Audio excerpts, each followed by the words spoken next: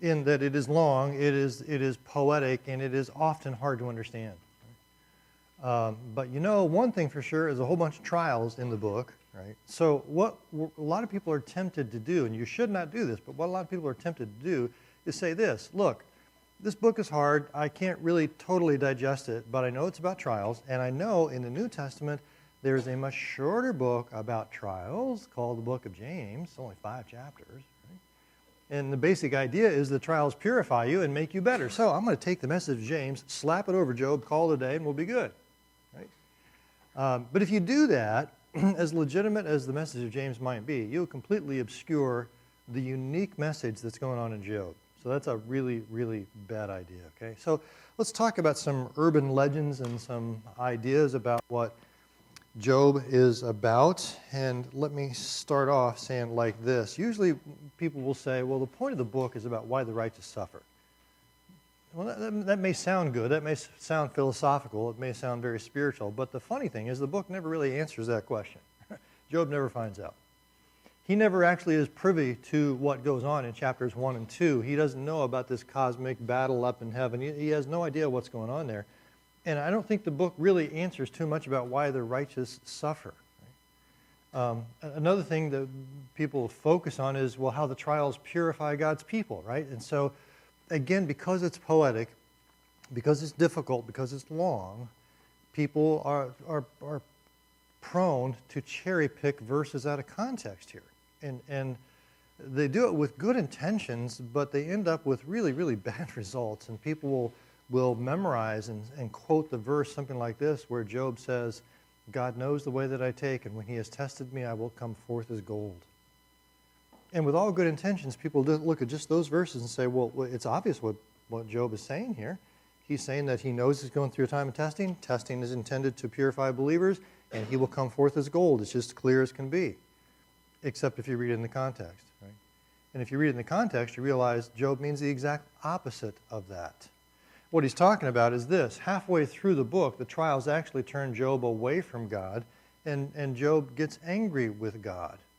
And what he's speaking about in those verses is this, that there's a contest in some sense between Job and God. There's a conflict. And when he says, I will come forth as gold, what he means is I'll be proven true and God will be proven wrong.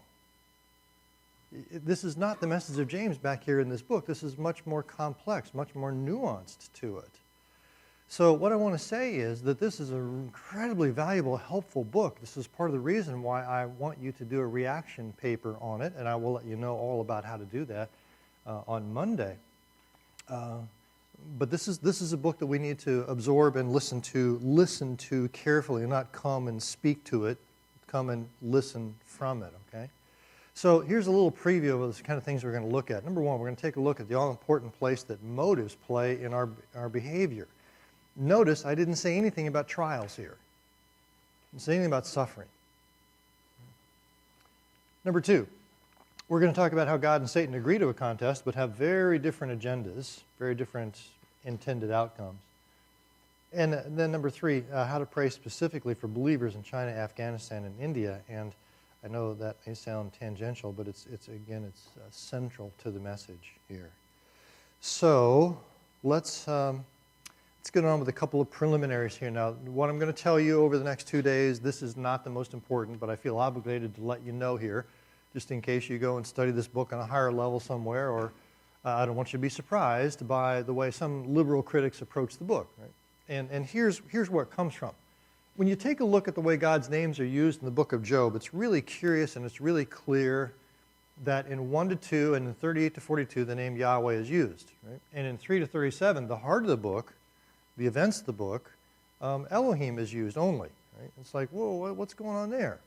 And I think the answer to it is this probably, that we know that Elohim is used everywhere, particularly from Abraham on.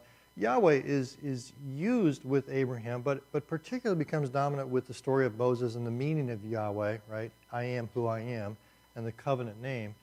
And my guess is this, that 3 to 37, those chapters may well have been written back here during the time of Abraham. I say that for a couple of reasons. If you take a look at the internal evidence in the book of Job, there are a number of indications that it's very, very old. In fact, it may well be that Job, or at least 3 to 37, is the oldest book in the Bible.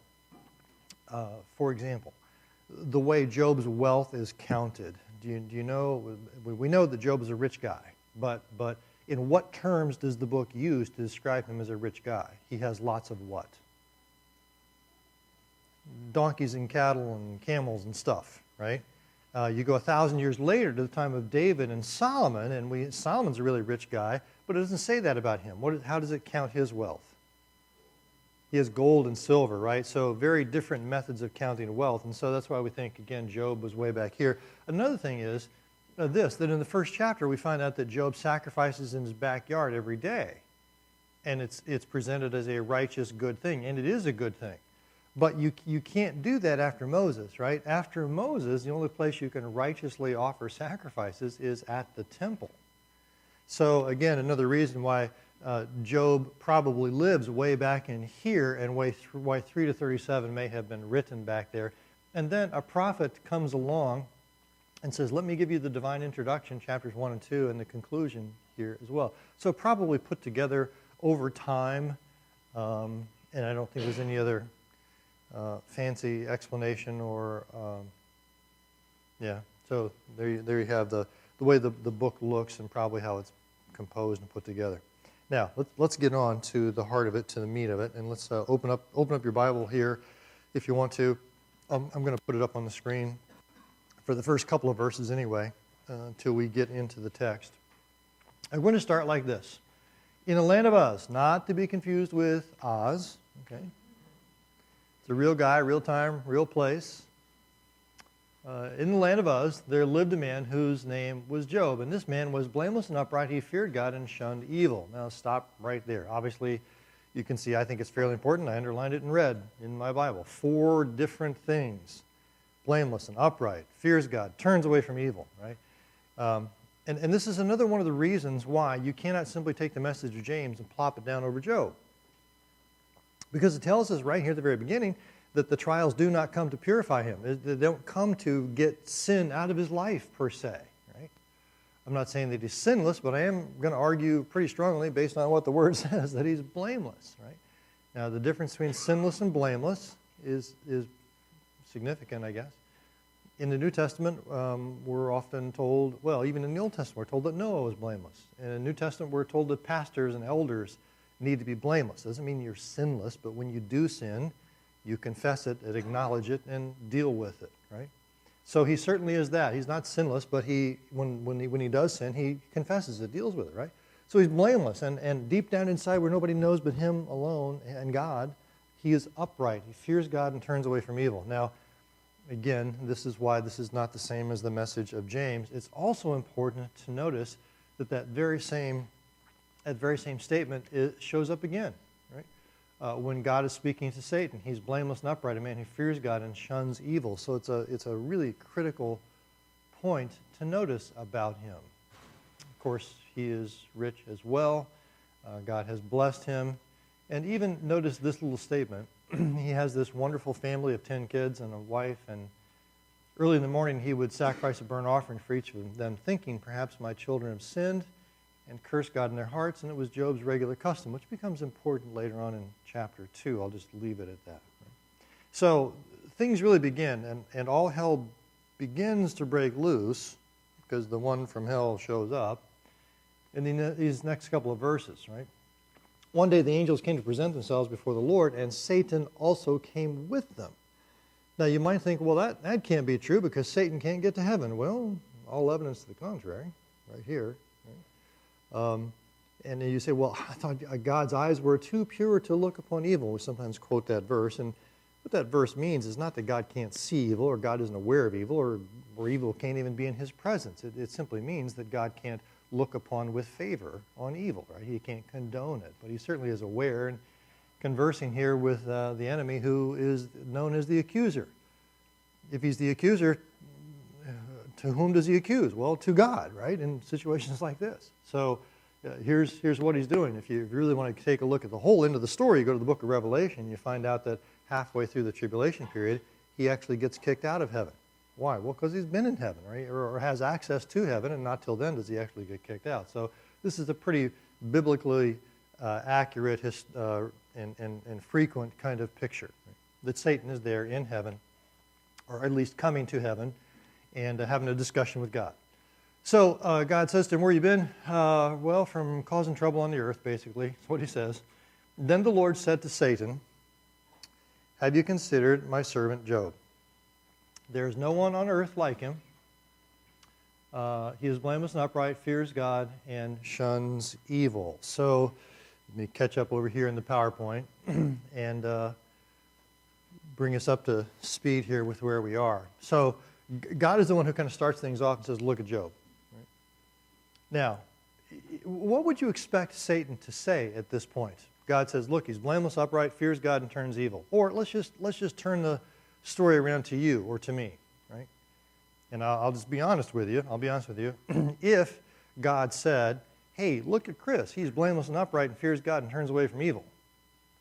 What I would expect Satan to say is, that's a joke. You haven't looked at him lately, have you? Right? I would expect him to say, no. I'm very much aware of my sinfulness, right? I wouldn't expect that. But did you notice that that's not what Satan says here? Satan does not say, no, he's not blameless, he's not upright. What does Satan say? Yeah, I mean, what he says is, does Job fear God for nothing? Now, what is Satan getting at here? I want you to talk to me. I want you to answer me. I want to make sure you're tracking with me. What is Satan getting at? What is he not saying? Well, we just talked about what he didn't say. He doesn't say, though he isn't blameless, he grants God that. So what is his tack? What is his strategy?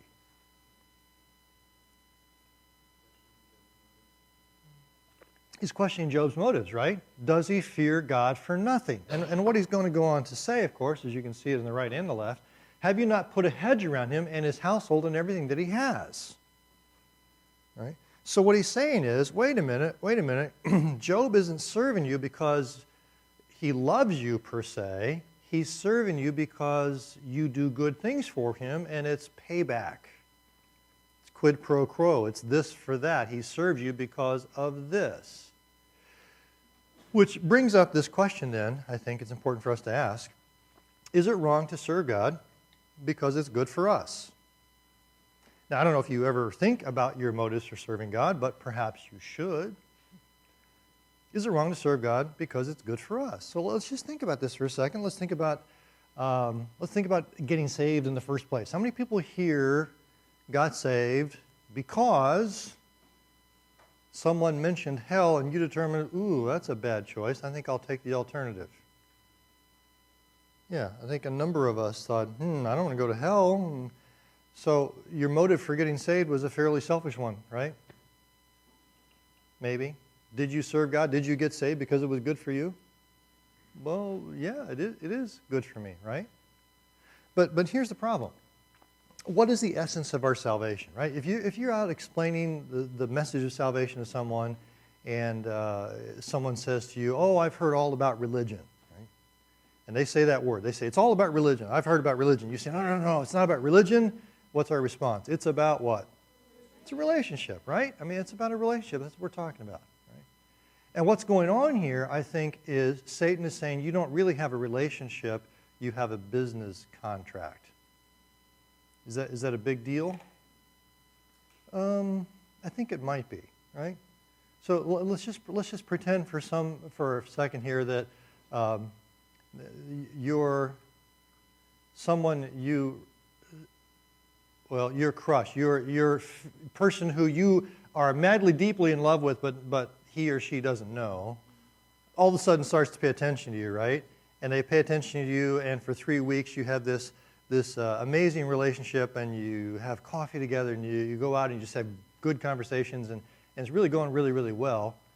And then you find out that the reason this happened is not because that person actually likes you, but because your roommate felt sorry for you and paid him or her to go out. I know, terrible thought, right? I mean, just up here, things were great, and then all of a sudden, oh, wait a minute, right? No one wants to marry someone who's forced to marry you, right? That takes all the relationship out of it, right? And that's exactly what I'm talking about. I want you to see here that a relationship which is based upon economic advantage is really not a relationship at all. It's a business contract. You wouldn't want someone to go out with you if they were paid to do it. You want them because they have feelings for you. They're interested in you. And what Satan is saying here is, God, you don't have a relationship. He doesn't love you. He just knows where his bread is buttered, and he's a good businessman. Now, is that true or is it not true? Does God come along and say, no, that's not right? He doesn't say that immediately. And let's just ask ourselves this question. How would you know if what Satan is saying is true? What's the only way to figure out if this is true or not? You got to take away everything. You got to take away the paycheck, right? To use our metaphor. You got to take away the paycheck. So what we're going to have to do here is do that, and notice the next thing, but stretch your hand out and strike everything he has, and he will surely curse you to your face, right? So do you see where this is going? Now you've got to understand this. You've got to understand verses 9 and 10 and 11 to figure out where the book is going, and this is what it's about. What this book is about is not about the trials, right? Maybe you want to write this down. I don't know, but make sure you get this. This book is not about the trials. The trials do not come to purify him. The trials come in order to isolate the more important question, which is what? Why does Job serve God? Right?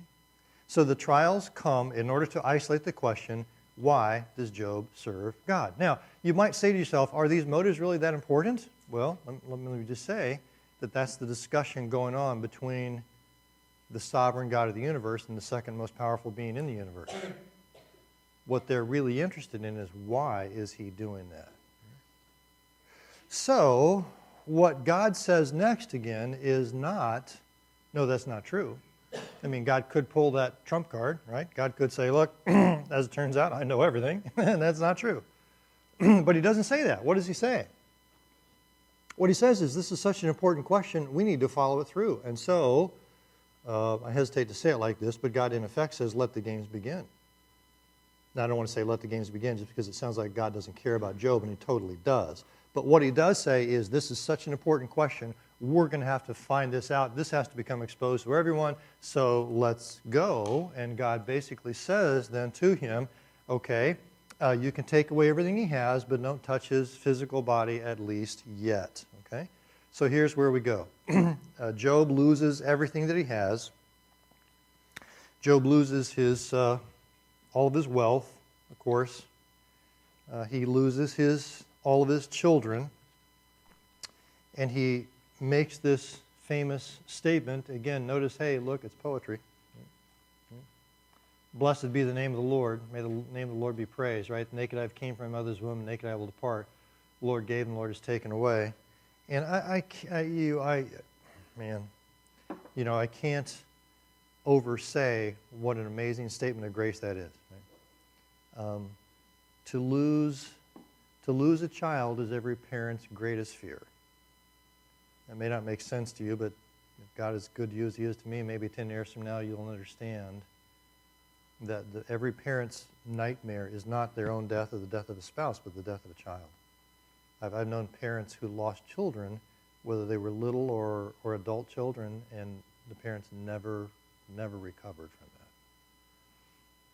Job loses all 10 one day. And he has the grace to say this amazing statement. I don't want to take anything away from that. But at the same time, I want to read the scriptures carefully and notice and note everything that's there. And I want you to notice verse 22, right? Notice his claim here. In all this, Job did not sin by charging God with wrongdoing. Now that is an amazingly, strangely specific statement. I mean, your reaction ought to be, okay, after this glorious, high-minded praise up here, why in the world would the writer write something like this? In all this, Job did not sin by charging God with wrongdoing. Well, why in the world would you think that?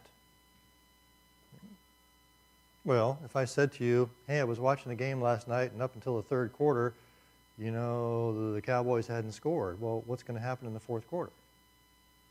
When the writer says, in all this, Job did not sin by charging God with wrongdoing, maybe he's trying to give us a clue, and maybe he's trying to give us a little heads up, saying, you know what, this is amazing, but hold on. All right. So let's go on to day number 2. Job's second test, chapter 2. Job loses his health, and boy, oh boy, does he. Let me just say something about this.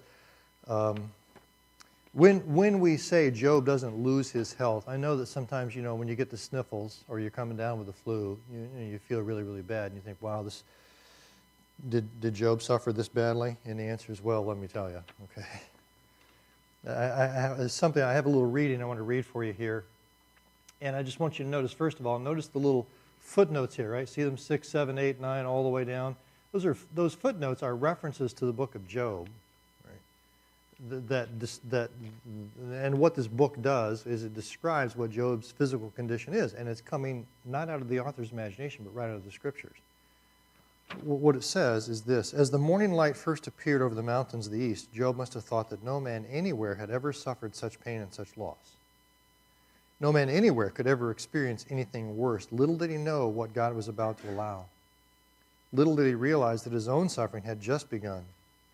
Little did he know that before this new day ended, a new pain would replace the old, and the new pain would be so intense that even the loss of his children would be forgotten.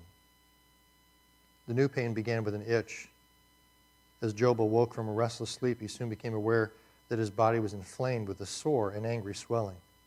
The red spots that covered his flesh were hot and tender to the touch. They spread quickly over his entire body until he was covered with one universal boil that stretched from his head to his feet. His bones ached, his legs began to thicken. His hair fell out, his face swelled, his voice became hoarse. He could not sleep, he continually tossed until dawn. He used dirt clods to cover his running sores. Worms crawled in his flesh. Even the thought of food made him sick. His pain was so intense he was forced to bite his own flesh to tear out the boils. I mean, it just goes on and on. I'm not even going to read all of it.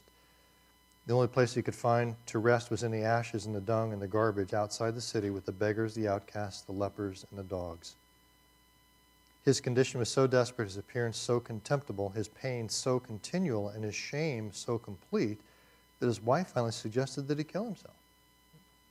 I mean, when you talk about suffering, I want you to know nobody has suffered to the degree that Job has suffered. So he makes, again, this amazing statement. Even in the midst of his wife saying, yeah, why don't you just kill yourself? He replies, you're like a foolish woman. Shall we accept good from God and not trouble? Again, and all that is just amazing. But then again, notice what he says there in verse 10. In all this, Job did not sin in what he said. Now, why does he say that? Unless he wants us to kind of pay attention. So, let's pay attention and take a look at what he said.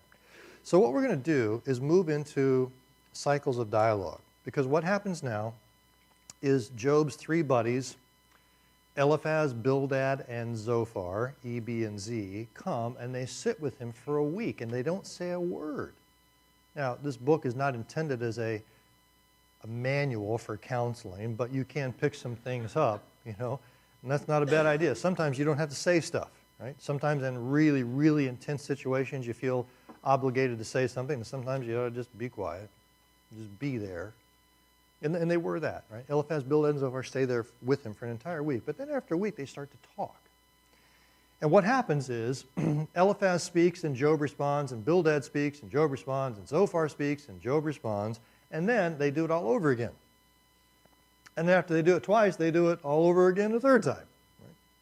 Now, what is the purpose of this dialogue? Well, the purpose of this dialogue is the same as the dialogue that happens in your dorm rooms, perhaps from time to time. Have you ever had one of those nights where, it was like 10:30 or 11 o'clock, and all of a sudden something that was really bothering you or a roommate came up, and so you started to talk about it, another couple friends joined, and you have this intense discussion, and by the time you look at your watch, you realize, wow, it's 2 o'clock, right? You realize, man, where did those 3 hours go? But the point is that you're so intensely involved in discussing and thinking through this issue that you just get wrapped up in it, and the point is that at 2 o'clock you feel differently than you did at 11. Because as you've talked it through, it's become clear in your mind. And the day that all this stuff hits, or the second day that all this stuff hits, if you put a microphone and shoved it in his face and said, hey, Job, how do you feel? He'd probably say, I'm in such shock, I don't know how to feel. And so he has to process it, and that's exactly what happens here. So what we're going to notice in this dialogue is not what is said here. I mean, we'll notice that. What we really want to know is where we end up down here. And what's really significant, you'll notice that this little blank, this little last one here is blank. That's because Zophar doesn't speak there. What happens is this, he passes. And the reason why he passes his chance to speak is because by the time we get down here to the end, Eliphaz and Bildad and Zophar are kind of running out of steam. Excuse me. And Job is building up steam, right? In fact, a better way to show what happens in dialogue is this one, where Eliphaz, Bildad, and Zophar, as we go from the beginning to the end, they get smaller and their speeches get shorter and their tone gets less confident, and Job does just the opposite. Job's just winding up and he's really, really sure. And so the bottom line of this dialogue is that Job wins the battle with his friends. Now notice, as we sometimes do in this class, I put quotation marks around the word win. Even though he wins the battle with his friends, doesn't mean that he's right. He beats them, but doesn't mean that he's right, okay? So what we want to do now is kind of trace this discussion, and we don't have time to do it over 27 chapters, so here's what I'm going to do. I'm just going to take some excerpts that are faithful to what Eliphaz, Bildad, and Zophar say, and then I'll take a couple of excerpts that are faithful to what Job is saying as he moves along, all right? So let's start out with Eliphaz in the first section. Eliphaz's first speech, and it happens in Job chapter 4, verses 7 to 8. Now, as I said, these guys are good friends. They're loyal friends. They have been with him for an entire week and didn't say anything. Have you ever tried to be with someone and not talk for a week? These are good buds. They're good friends. But after a week, it's like, man, I just got to say something. And so he starts out like this. Consider now, who being innocent has ever perished? Where were the upright ever destroyed? Now, this statement is very deferential. He's not being accusatory. He's not being condemning in any way. He's just trying to make a very general, deferential statement. But can you tell me what he's thinking inside? What would he kind of really like to say if he weren't trying to be so nice? Job, I think you did something wrong, buddy. I mean, I don't want to say it, so I'll just put it in third person here, like, hey, I haven't ever seen this. And even either the next verse, as I have observed it, right? What we would say today is, hey, I'm just saying, I'm not, not taking a strong position here, but it's just my opinion. I could be wrong, but as I've observed it, those who plow evil and those who sow trouble, they're the ones who reap it. So Job, if you could just kind of like say this yourself so we wouldn't have to, it'd be a lot easier. Job, if you would just say it, come on, make it easy for us, right? And then he even gets up the courage and he says this, look, I'll just say it this way. Blessed is the man whom God corrects, so don't despise the discipline of the Almighty. Job, if things are going bad for you, don't feel bad. This is a sign of God's love that he's disciplining you because you have done something, well, say it, please, Job, so we don't have to. But of course, the problem with Eliphaz, Bildad, and Zophar, as reasonable as their assumptions might sound, are completely wrong, right? We know that because we know something they don't know. We know Job chapter 1 and 2, which says he is blameless and upright and fears God and turns evil, and the reason for the trials was not because he had sin in his life that God was trying to purify him from. So he's headed down the wrong path. He just doesn't know it, right? Job knows it, though, because Job knows he didn't do anything wrong. And Job's listening to that, right? And just put yourself in Job's position here for a second. This is the discipline of the Almighty. You're correcting you because of something you've done wrong. And Job's saying, no, really, seriously. I mean, I know it seems like it, but I didn't do anything wrong. Which leads then, we're not going to take a look at Job's response right now. We're going to just go on to Bildad. And Bildad comes along and says this. Then Bildad the Shuhite replied, how long will you say such things? Your words are a blustering wind. Now, what he's saying is he's referring to what Job had responded with. Because Job said, no, I didn't do it. And he says, you windbag, we know it's true. Does God pervert justice? Does the Almighty pervert what is right? Do you think that God sent you punishment when you didn't do anything wrong? Huh? Come on, right? You're kind of accusing God here. That can't be right. And then, it really turns the screws on. And look what he says next. When your children sinned against him, he gave them over to the penalty of their sin. Ouch. Now that is particularly painful for a number of reasons. Number one, it's not true. Number two, remember that first couple of verses we read, like verses 4 and 5 of chapter 1? Job was incredibly conscientious, and just in case his kids sinned, he was offering sacrifices, saying, God, just in case they did something wrong, I just want to make sure it's covered. Right? So why do they do this? Well, they do this because they're kind of subscribing here to retribution theology, right? Which is this, which is, if you are righteous, you will prosper, and if you are unrighteous, you will experience poverty. Now, I've put those in sort of financial terms, but I mean them in every sense, right? Socially, physically, because Job has experienced physical poverty, with his health. So what they're doing is they're saying, look, if you've been righteous, you would prosper, and if you're unrighteous, you will experience poverty. Now, obviously, by the way I put it up here, you know that there's something wrong with this. But before we talk about what's wrong with this, I once had a professor who said, if you can't think of a couple reasons why your opponent is right, you probably can't think. So give me a couple reasons why Eliphaz, Bildad, and Zophar might be right in assuming this.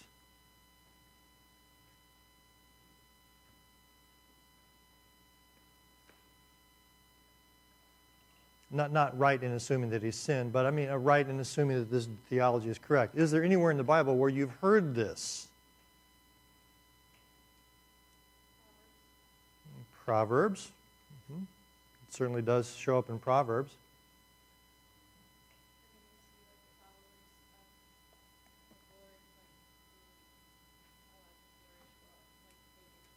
Yeah.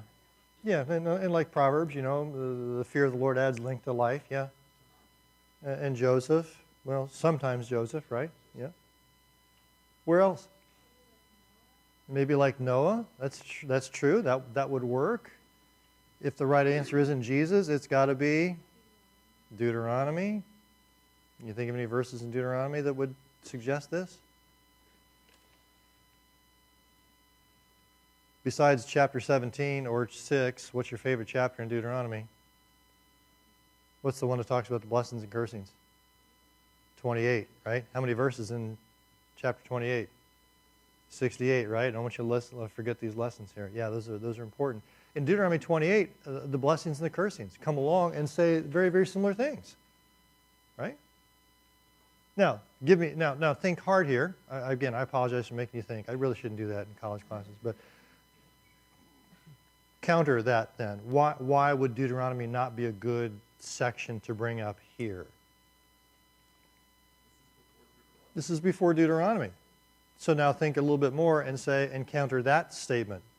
Just because Deuteronomy hasn't been written yet doesn't mean God can't be working these ways, or he hasn't told them about this, right? But there is a bottom line why Deuteronomy doesn't really fit here. Why would the book of Deuteronomy and the curses there in Deuteronomy 28 not be appropriate for this situation?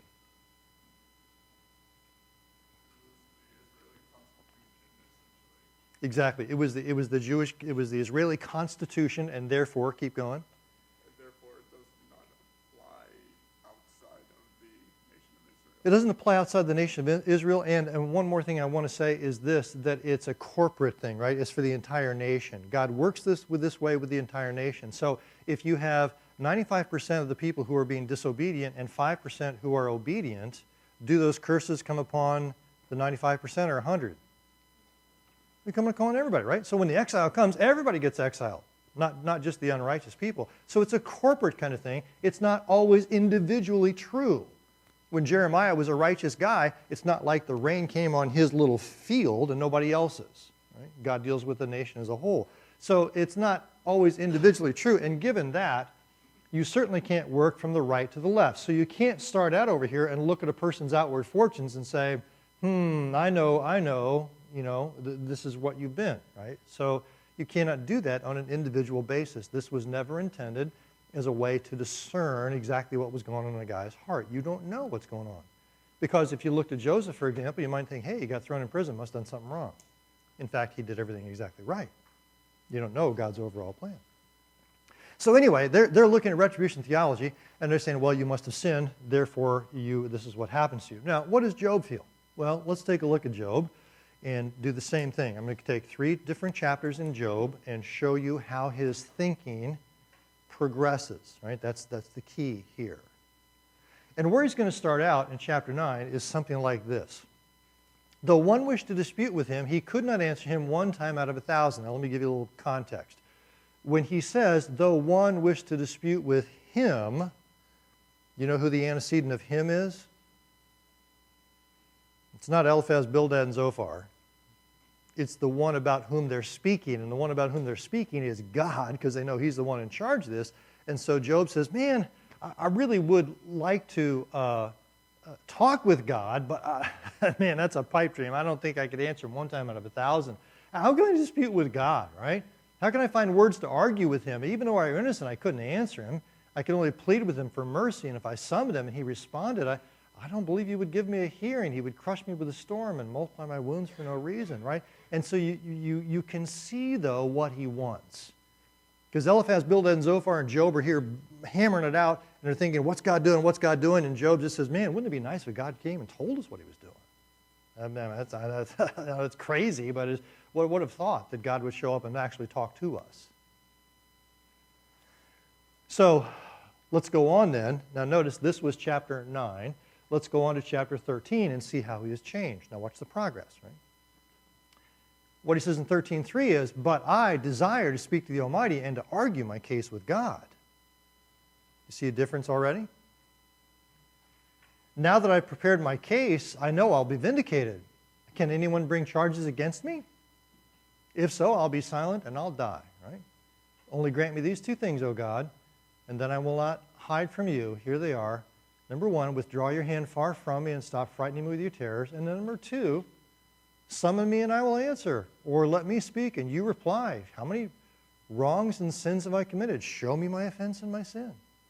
Now, one of the things I want you to notice is the unique vocabulary demonstrated here. Did you notice it? Do you see what's on the screen? Look at the words. Look at this word, and this word, and this word, and these.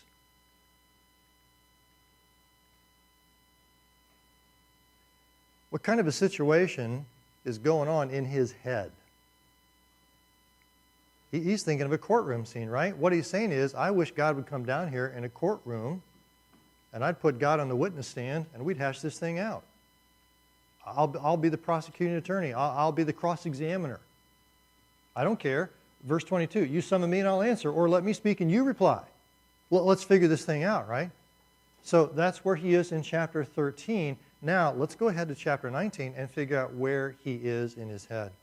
In chapter 19, we get to this statement. Then know that God has wronged me and drawn his net around me.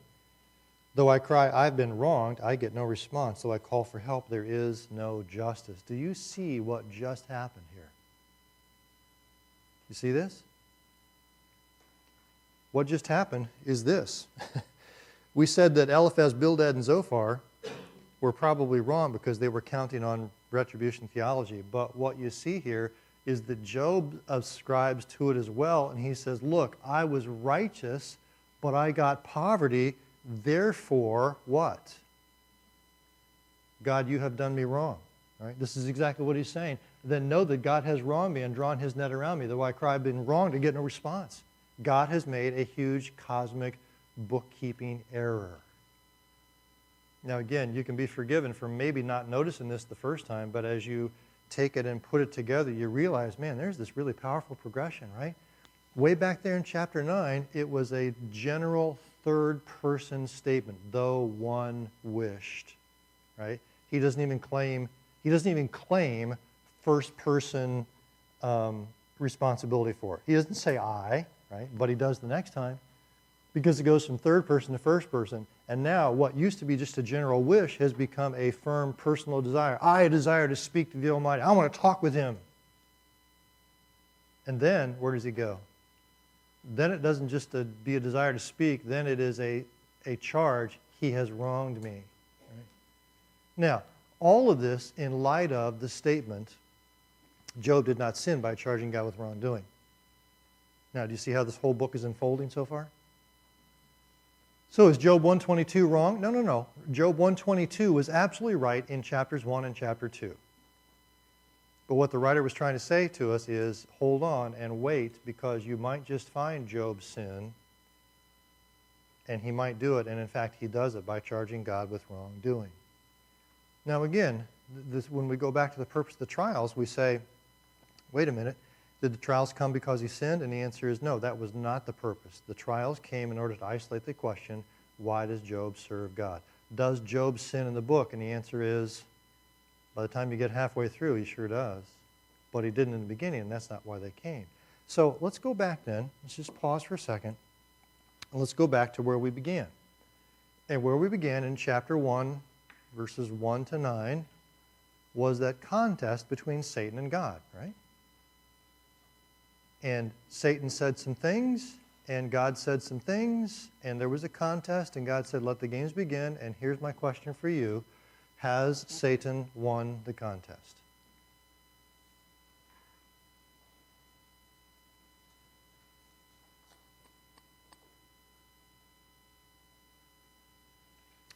Pretty important question to figure out before we go on. Has he won? Has he not won? And so, would you like to know the answer? Yeah, I want you to know the answer too. But what's more important is that you figure it out for yourself. So